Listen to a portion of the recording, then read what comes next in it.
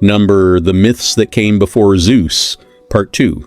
The night Cronus finally decided to challenge Uranus, the entire ancient world seemed to hold its breath.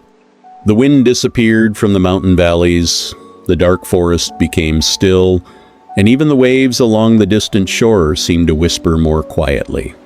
Cronus stood alone upon a rocky ridge, his long dark hair moving gently beneath the silver clouds. Above him, Uranus stretched across the heavens like an endless ocean of darkness and light.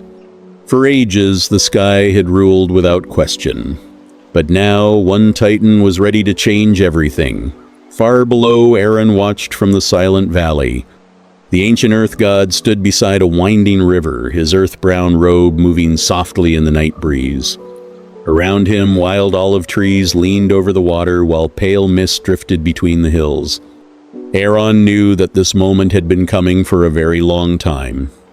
He had seen the suffering of his children, and he understood that the old order could not remain forever. Meanwhile, deep inside the mountains, the one-eyed Cyclopes continued their ancient work. These enormous beings were not ordinary humans.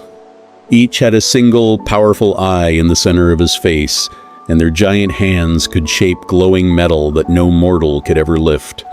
Their underground forge filled the cavern with orange firelight. Massive hammers struck bronze against stone, sending bright sparks into the darkness like falling stars.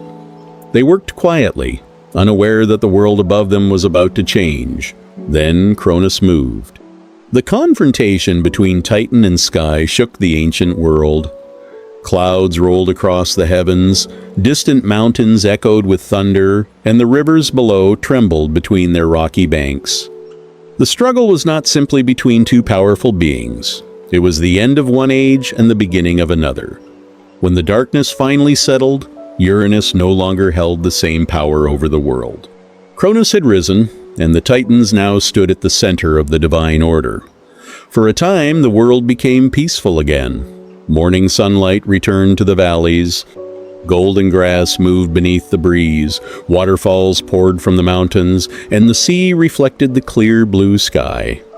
The Cyclopes returned to their enormous forge, where glowing metal continued to burn beneath the mountain. Across the land, the Titans established their own domains, believing that their reign would last forever.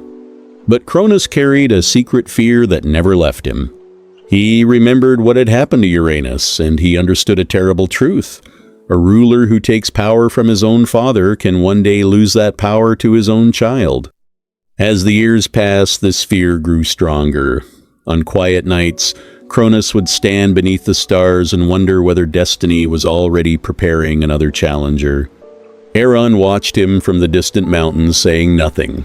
He knew that the story was far from finished. The world had already passed from chaos to earth, from earth and sky to the Titans, and now another generation was waiting somewhere beyond the horizon.